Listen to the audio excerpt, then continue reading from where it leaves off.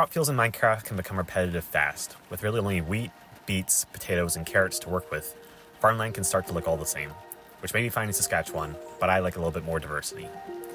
So I decided to make some custom crop fields to spice up the farmland in my world. Here's what I came up with. The first design for a custom crop I have here is a cornfield I made using bamboo and candles.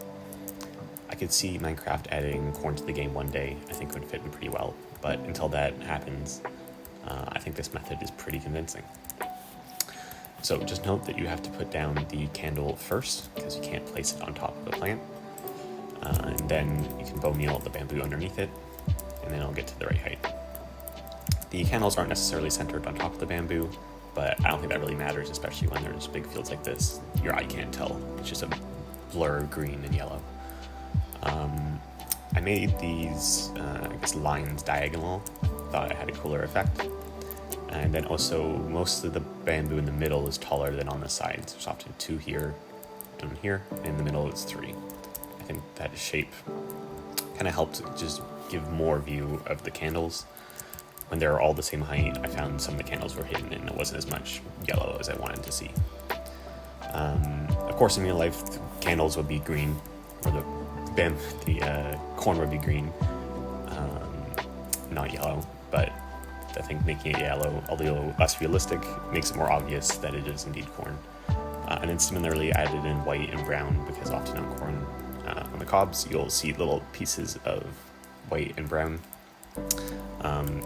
Obviously the whole cob wouldn't be white or brown, but mix them in on a large scale like this, your eye can't really tell the difference, and I think it adds to the effect. The next crop design I came up with was this red lettuce field, using the crimson roots and fire coral. I think it was pretty convincing. I'm really happy with it. It's definitely not something I've seen before. I'll show you how to build one over here. Because the red coral is obviously coral, it needs to be waterlogged, so I had to use these spruce slabs. I think they fit in pretty well with the coarse dirt.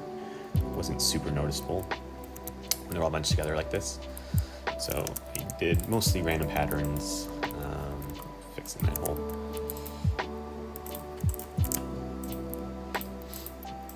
Kind of just mix them together randomly, and then waterlogged the slabs afterwards to create the effect and make sure that the coral would stay alive and not die.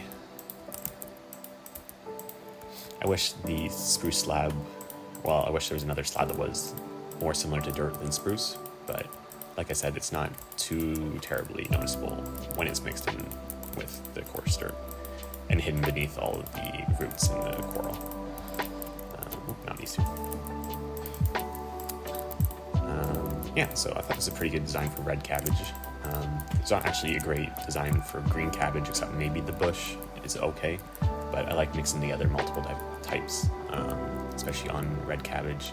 They'll have a darker color and then a lighter color. So having them mixed together kind of lends that effect. Never seen this before, but thought it was pretty cool, and definitely something pretty unique to add in.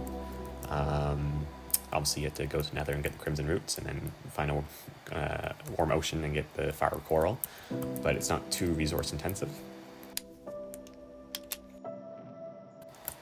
The last custom crop I have here is actually just a pumpkin, so it's not really a custom crop, but I think building the field to look like this makes it much more realistic than what I've seen before in Minecraft, so I'm still including it here.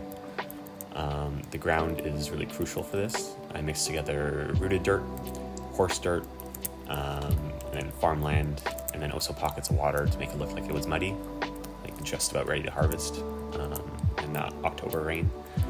So making the ground out of those, 4 materials, it's a great base, and then added little pieces of grass kind of in the pockets afterwards.